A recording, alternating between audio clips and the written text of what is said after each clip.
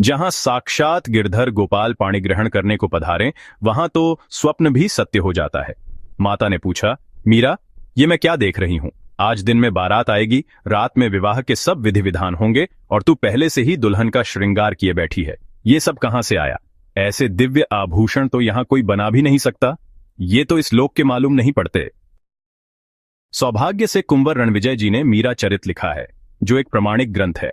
उसमें लिखा है कि वे वस्त्र आभूषण वैसे ही थे जैसे बाद में चित्तौड़ से आए, किंतु उनकी दिव्यता की कोई बराबरी नहीं थी। बाद में राणा भोजराज की श्रद्धा देखकर मीरा जी ने उन्हें भी वे दिव्य वस्त्र आभूषण दिखाए। मीरा जी का यह पद बहुत प्रसिद्ध है।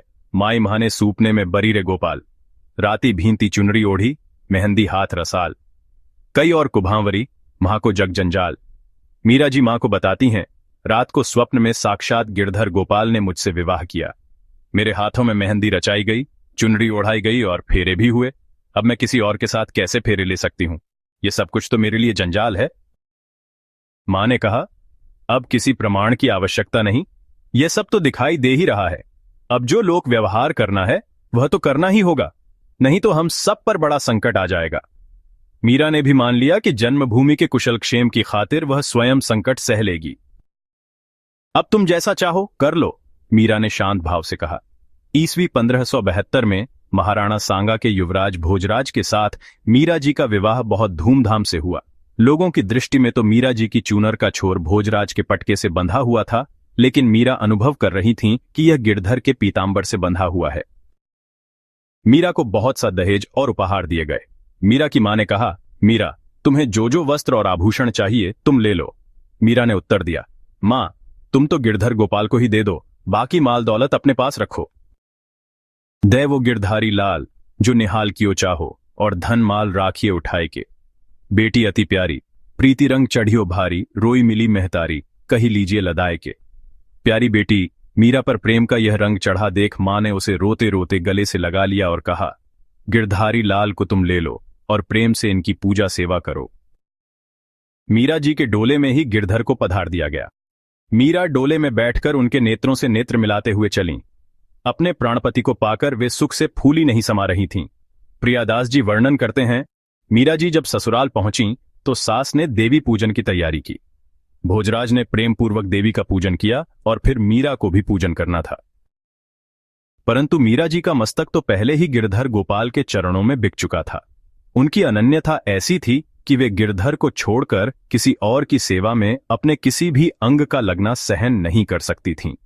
उनका एक पद है जिसका भाव इस प्रकार है, जो पलकें गिरधर को न निहारने दें उन्हें काट डालूं, जो जिह्वा नंद नंदन का नाम न जपे उसे भी काट दूं, जो बुद्धि हरिनाम को विसार दे वह बुद्धि भी कुचल दी जाए, जो हृदय चरण कमल को छोड़कर किसी और को धारण करे वह हृदय भी जल जाए, जो शीश गिरधर को छोड़ किसी और को नमस्कार करे उसे काट कर कुएं में डाल दूं।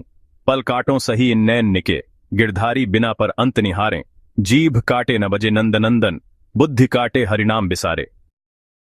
मीरा कहे जरी जाऊं ह्यो पद कंज बिना, मन और ही धरे, शीश नवे भोजराज बिना, वह शीशी काटी कुएं किंडारे। वैसे तो भगवान के स्वरूपों में भेद करना अपराध माना गया है, पर ऐसी दृढ़ अनन्यता यदि किसी की हो तो दूसरी किसी देवी या देवता की पूजा करने से मना करना गलत नहीं कहा जा सकता।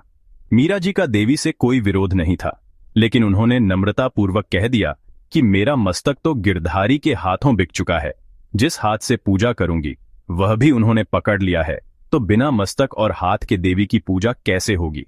आप लोग करें। सास ने समझाया, बहू जिद मत करो, देवी की पूजा से सुहाग बढ़ता है। मीरा ने कहा, मेरा सुहाग तो पहले से अमर है, उनकी वाणी है। ऐसे बार को का बरू जो जन्मे और मर जाए, बार बार या गोपाल जी जासू जुड़ लो अमर हो जाए। मीरा की बात सुनकर सास क्रोध से जल भुन गई। यह बहू अभी अभी तो आई है और राज परिवार की इतनी स्त्रियों के बीच मेरा यानी राजमाता का इतना घोर अपमान, आगे की तो क्या आशा की जाए। वह इतनी दुखी हो गई कि बस अब तो प्राण ही त्याग दूंगी। उसने राणा सांगा को जाकर सब कुछ कहा। तब तो खिसानी भाई अति जरी बड़ी गई पति पास, यह बदू नहीं काम की, अभी जवाब दियो, क्यों अपमान मेरो, आगे क्यों प्रणाम करें, भरे श्वास चाम की। सास की सांसें लोहार की धोकिनी की तरह चल रही थीं। राणा सांगा को भी बड़ा क्रोध आया और मन में मीरा को रास्ते से हटा देने का विचार कर लिया। प्रकट में कहा, यह बहू पूजा पाठ में रुचि रखती है, उसे एकांत में रहना अच्छा लगेगा।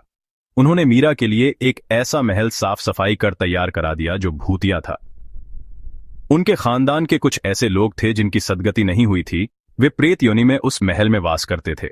वहां कोई रह नहीं सकता था, दिन में भी लोगों को डर लगता था। मीरा जी तो बहुत प्रसन्न हुई और वहां अपने गिरधर गोपाल को पधार दिया। मीरा जी ने शंख घुंकार कर जल छींटा तो उनके बूंदे उन प्रेतों पर भी पड़ी।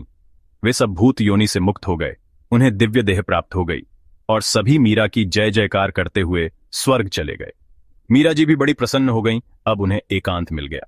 वहां गिरधर गोपाल की सेवा होने लगी।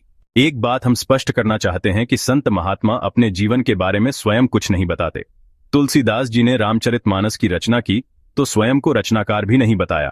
उन्होंने कहा कि यह कथा तो शिव जी ने पार्वती जी को सुनाई थी, मैं तो बस उसे भाषा बदलकर कह रहा हूं। फिर अपना परिचय भी बहुत विनम्रता से एक चौपाई में दिया। श्री राम भक्त तुलसीदास, वंचक भक्ति करे उपास। अर्थात मैं श्री राम का भक्त हूं, लेकिन वंचक भक्त अर्थात वह जो स्वामी के साथ छल करे।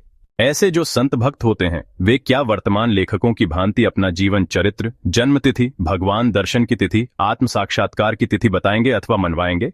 नहीं। इसलिए संतों का जीवन चरित्र बिल्कुल सही सही बताना कठिन है। नाभाजी और प्रियादास जी ने भी किसी की जन्म तिथि नहीं बताई, क्योंकि उनका विषय इतिहास नहीं है। वे तो हर भक्त की वे बातें बताना चाहते हैं जो हमारी भगवान की प्राप्ति में सहायक हों। इसलिए मीरा जी के चरित्र के वर्णन में यदि यत्र तत्र कुछ भिन्नता मिलती है तो उस पर ध्यान न देकर भक्ति के भाव पर दृष्टि रखनी चाहिए।